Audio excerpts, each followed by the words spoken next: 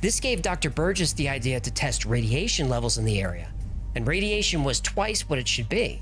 And during this time, investigators working at night saw orange lights moving silently in the sky. Investigators working during the day saw black helicopters circling overhead. Valdez wondered if this was more than a local phenomenon. He looked for cases of animal mutilation in the surrounding areas, and over the course of a few years, an estimated 8,000 animal mutilations were reported. Now, I was able to find the official FBI report on this, which I'll link below.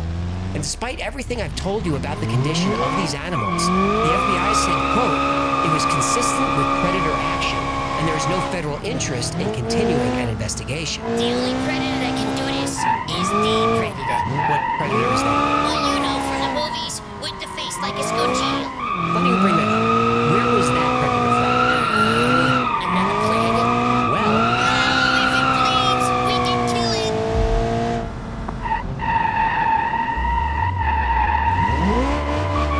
Paul Benowitz was born in 1927, and when World War II broke out, he joined the Coast Guard as a teenager. He had a master's degree in physics and was pursuing his PhD when he opened an electronics company in Albuquerque, New Mexico. Paul Benowitz's primary clients were the Air Force and NASA. He did so much business with the Air Force that he actually bought a home and established a lab right next to Kirtland Air Force Base. And we have an entire episode that covers him and how he was misled and abused by the United States government. Link below. Kirtland Air Force Base is a massive complex spanning over 80 square miles. Over 20,000 people work on the base. Kirtland also happens to be the largest storage facility for nuclear weapons in the Western Hemisphere. On the grounds are the Manzano Mountains, and under the Manzanos are 80 underground bunkers, including a presidential emergency shelter. Connecting the bunkers are over 40 separate tunnels, though nobody knows for sure how many. The people who built the facility were not allowed to tell anyone about what they were working on.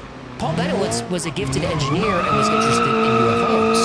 From Paul's second-floor balcony, he observed and filmed strange lights in the sky. He also recorded radio transmissions that seemed to be alien in origin.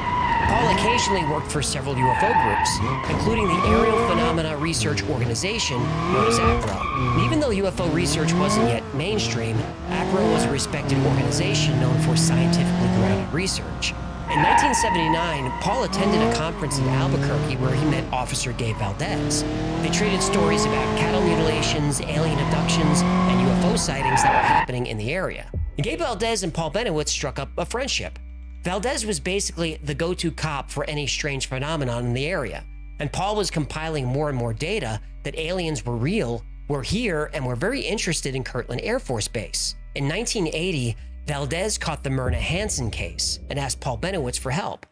Myrna Hansen claimed to have had a terrifying experience. When she was driving to her home in Eagles Nest, New Mexico, both she and her son saw two UFOs over a field. They left the car running and got out to take a closer look.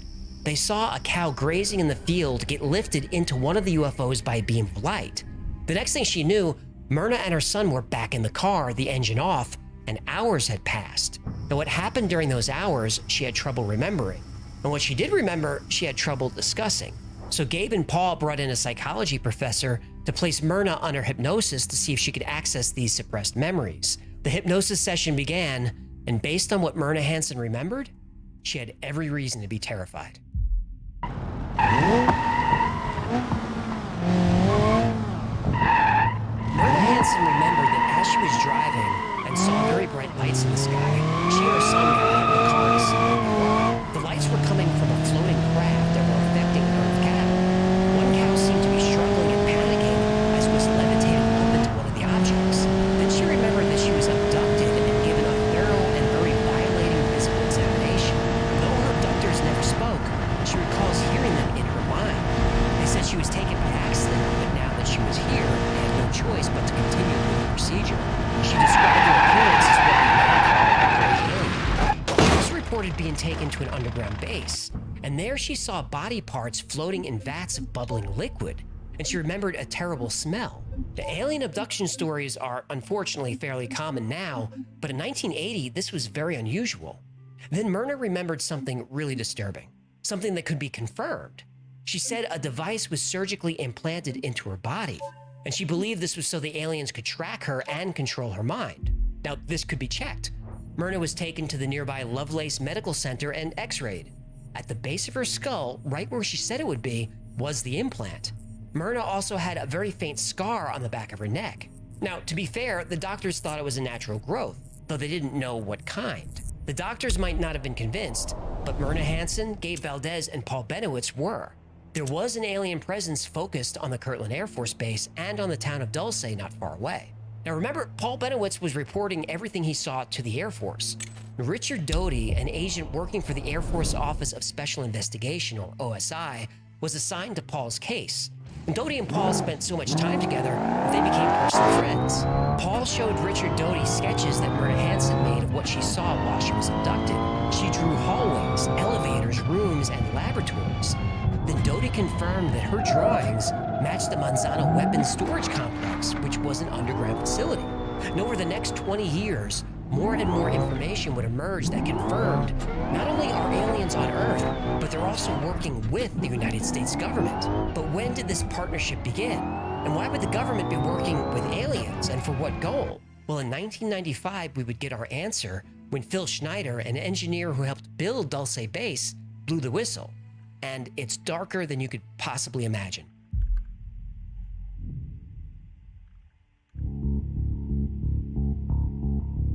In 2021, the Pentagon budget was $750 billion. And since 1996, the American military has received $8.5 trillion in taxpayer dollars and never has had to account for any of it. In 2016, an investigation discovered that the Pentagon was covering up $125 billion in so-called wasted dollars.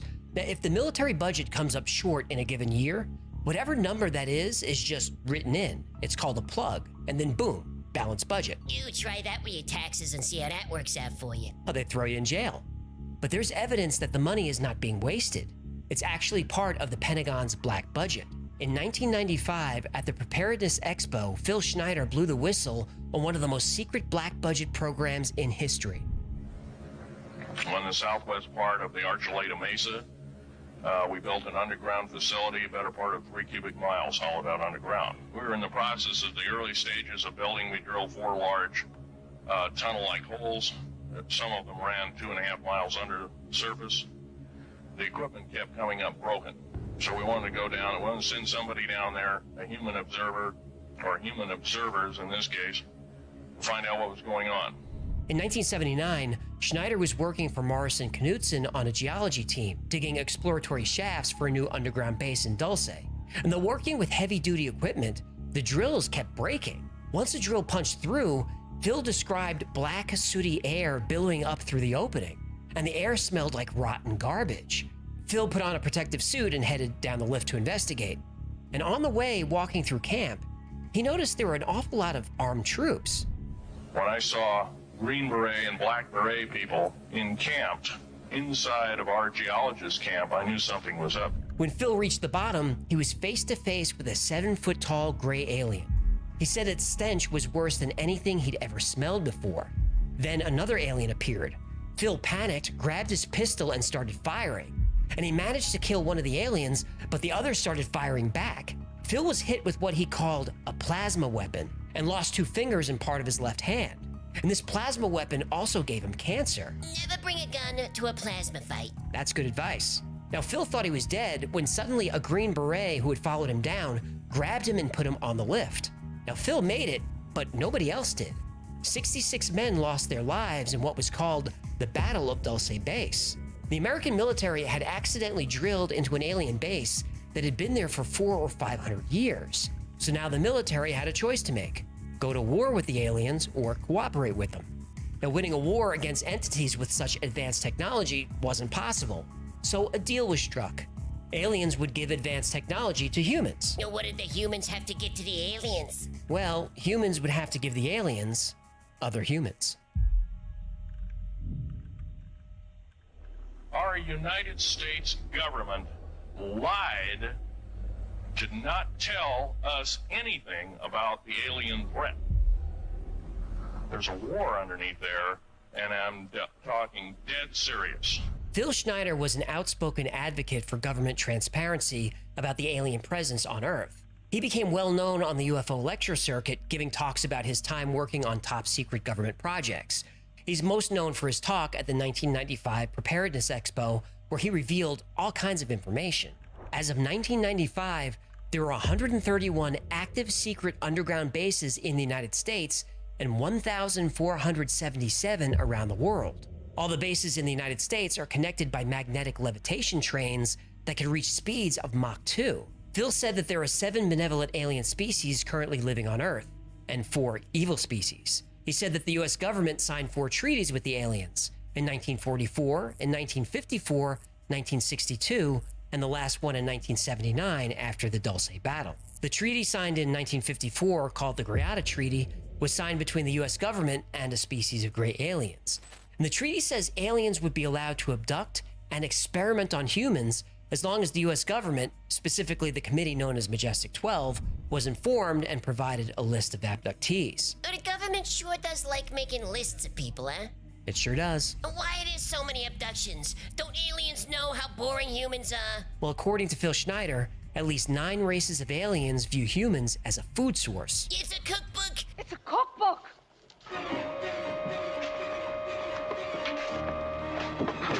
No! No! No! No! No! Ah! No! Classic Twilight Zone episode. But the aliens don't consume human flesh. Instead, they use the secretions of glands from mammals. This species of alien suffers from a genetic disorder, and the enzymes in mammal hormones keep the aliens healthy. And some alien races use human adrenaline as a recreational intoxicant. Ugh, they get high from human secretions? They do. Yeah, that's a hard pass from me. Me too. Now, in exchange for access to humans for experimentation, the aliens would provide the United States with advanced technology. According to Phil Schneider, military technology is 1,200 years ahead of what civilians have now. Stealth technology came from aliens. The US government now has the ability to create special metal alloys, but they can only be created in the vacuum of space. The US military has a device that causes earthquakes.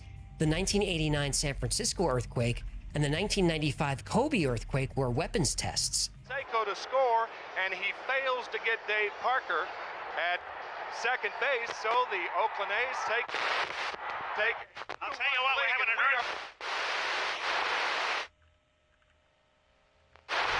And Phil Schneider makes all kinds of other claims. He said the bombings of the World Trade Center in 1993 and the Oklahoma City bombing of 1995 were done with miniature nuclear devices provided by the aliens. He said AIDS and other viruses were created as a means of controlling the population. All right, hold on. I gotta stop you there. What?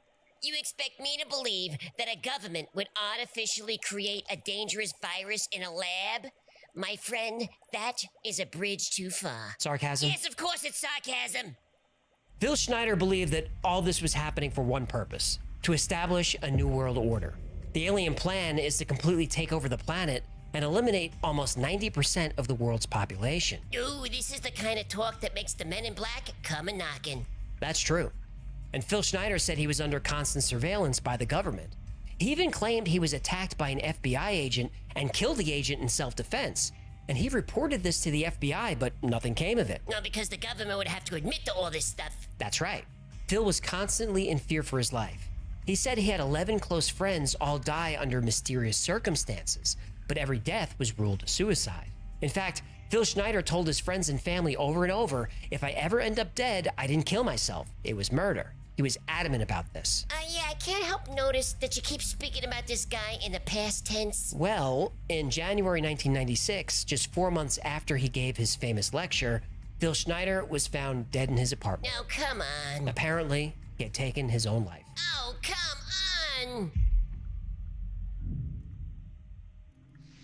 There's a good chance that when I fly back to to Vegas, I have to drive home. I left my car down in Vegas. I have to drive home alone. I'm scared to hell.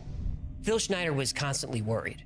He told his family that if he was ever found dead, to not believe the story, that it was murder. A few weeks after that, Phil Schneider was found dead in his apartment. At first, his death was ruled unknown, even though he had a medical tube wrapped around his neck. And a lot of details about his death don't add up. First, there was no note. Also, he had enough pills on hand to die painlessly. He also had a gun. The medical tube was wrapped around his throat 3 times and then tied in a knot under his chin. Now, strangling yourself this way seems difficult, especially in Phil's case. He was missing half of his left hand. His shoulders had limited motion. He had brittle bone syndrome from cancer and spent a lot of time in a wheelchair. He was a weak and frail man. The medical examiner, for some reason, refused to visit the scene, though he was legally required to. He did take blood and urine samples, but refused to test them because he said it was a waste of time. And when Phil's family inquired about those samples, they were told they were sent to an independent lab and were now missing. When Phil's ex-wife Cynthia went to collect his belongings, everything was gone. Recordings of Phil's lectures, photographs, research, even physical evidence from Dulce Base. It was all missing. And then something very strange happened. An obituary appeared in the local paper saying Phil died of a stroke. Phil's family didn't write that obituary. So who did? Any senator, House of Representative, person, President of the United States, Vice President, any cabinet member lying to the American public is a traitor and should be dealt with in an appropriate fashion. Phil Schneider wasn't the only person who claimed to know about Dulce Base.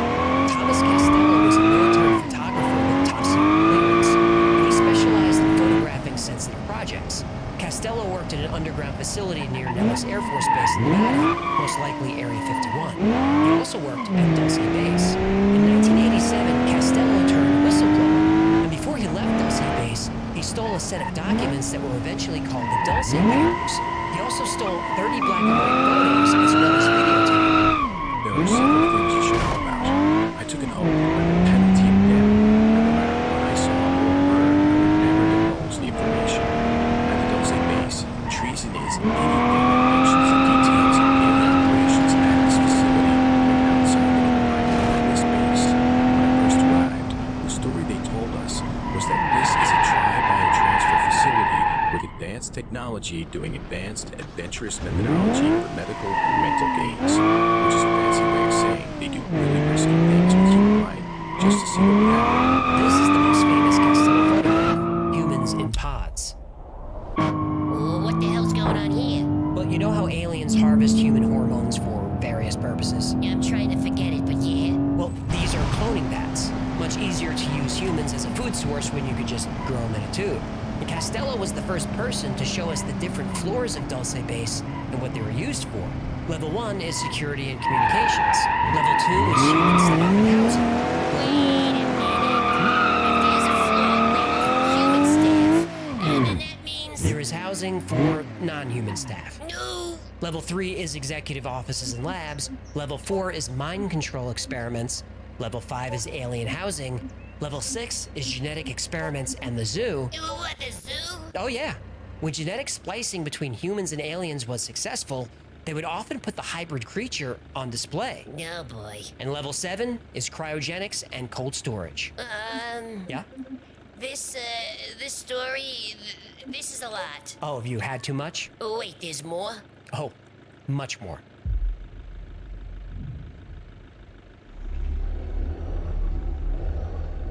The alien agenda is the complete takeover of this planet, the killing off of 5, 6 to 7/8 of the world's population by the year 2029. The U.S. military has known about this for 45 years. They've told no one. Most of the information we get from Costello comes from a single interview he gave called the Branton interview, and I'll link the full text below. Apparently there were, or are, over 180,000 aliens working in the facility. Costello gives us details about how the base is administered, and there are many different races that work there, and they're divided into ruling castes and worker castes. Well, obviously humans are workers. Obviously. But there are also alien worker castes, and ultimately all races report to a single ruling class called the Draco. That sounds like Lizard people. lizard people! Yes! Hey, speaking of lizard people, now is a great time to pick up a Hecklefish Lizard People mug. It makes a great gift. What are you doing? What? Someone's gotta do the plugs? Go to shop.thewifiles.com and grab your Lizard People mug today. Anyway, the Draco... Lizard people. Lizard people are not alien. They evolved from reptiles and dinosaurs and have remained hidden. They created the underground tunnel system hundreds or thousands of years ago. And in the 1960s, they were made to be more suitable to humans and other races that the Draco created. Created? Oh, yeah. the Draco created races for labor. The worker caste does the daily chores, mopping away Texas forests, cleaning the cages, bringing food to the hungry people and other species. It is their job to formulate the proper mixture for the Type 1 and Type 2 beings that the Draco race has created. The worker caste work at the labs as well as at the computer banks. Basically speaking, the reptilian races are active at all levels of the Dulce base. There are several different races of aliens that work on the east section of Level 6.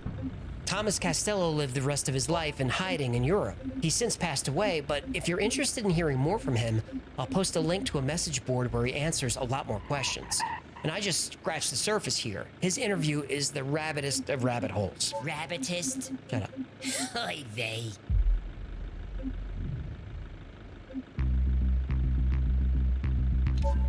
John Lear might have had a more interesting life than his father, William Lear, who invented the Learjet. John Lear was a pilot who broke 17 world records in many types of aircraft. He flew cargo planes for the CIA in the 60s and 70s. John Lear was also one of the most visible proponents of the theory that not only are aliens here on Earth, but they're also colluding with the United States government. Lear became interested in UFOs in 1986 after talking with U.S. Air Force personnel who witnessed the UFO landing at Bentwaters Air Force Base near London. In that encounter, 3 small aliens walked right up to Wing Commander General Gordon Williams, and that became known as the Rendlesham Forest Incident. In 1988, Lear released a document titled UFO Cover-Up that exposed all kinds of secret government and alien activity. It's essentially a manifesto, and I'll link to the original text below. Lear covers the death of James Forrestal, Majestic 12, Roswell, abductions, cattle mutilations, and of course, Dulce Base. Lear said that he gathered 4 independent confirmations that the 7-story Dulce Base complex was real. He even detailed the different species of aliens who live and work there. The problem is not only just the fact that there are 5 and as many as 10 different civilizations visiting us. Apparently, and this is from the research that I've done, at least 90% of them are hostile. And when I say hostile, if not hostile, they have a completely different set of morals than we do. John Lear believed that, based on evidence, aliens are trying to regenerate their own race at our expense. He said they suffered a nuclear holocaust or severe illness that caused their entire race to weaken.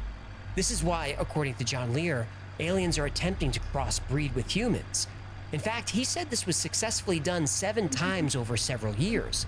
Lear discusses the book Intruders by Bud Hopkins. Hopkins spent years studying abduction cases and was one of the first to reveal that human females were being used to gestate alien or alien-human hybrid children. This was information Hopkins learned through interviewing and hypnotizing hundreds of abductees. Now, obviously, John Lear didn't subscribe to the theory that aliens are here to protect us from nuclear war or help us in any way. Aliens are here to use us as livestock, as breeding chambers, and as subjects of horrible experiments. And what's even more frightening is the United States government is complicit in all of this. John Lear ended his document by saying, "The best advice I can give you is, next time you see a flying saucer and by its obvious display of technology, run like hell."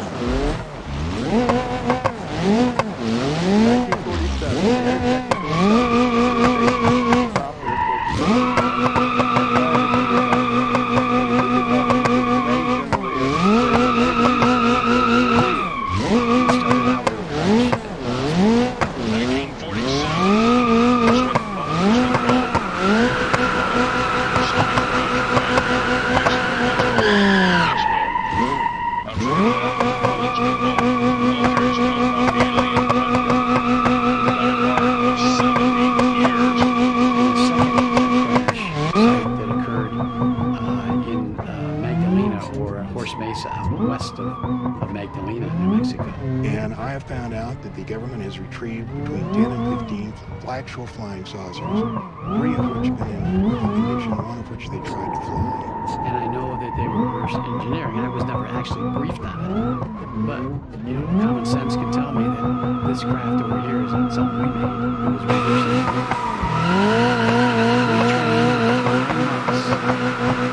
Before they ever flew it. And then they trained 4 or 5 months flying it all around Nevada. I'm not attacking you, I appreciate it.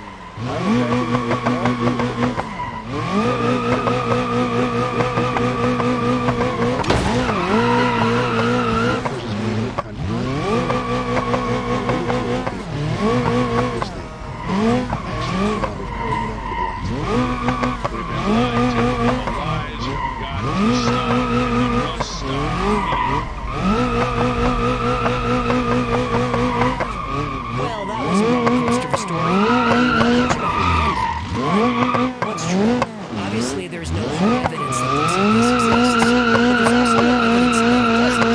And since all we have are eyewitness accounts, first, Phil Schneider. This isn't a Bob Lazar situation where all the evidence is mysteriously erased. There are plenty of records that show Phil did indeed work as a government contractor on many different projects, but his story has some holes, like his misunderstanding of military law enforcement protocols, procedures, and jurisdictions. He said during the Battle of Dulce, there were 66 soldiers from the U.S. and NATO, Green Berets, Black Berets, Delta Force, and Secret Service. The special forces he names are American, not NATO. NATO doesn't operate on American soil, and never has. And even if it did, there's no way the U.S. government would allow foreign military to be present for this kind of operation. He said Delta Force was there. In 1979, Delta Force was barely 18 months old. Very few people even knew about it. The military denied its existence for years, and even now, everything about Delta is classified. We don't know the size of the unit.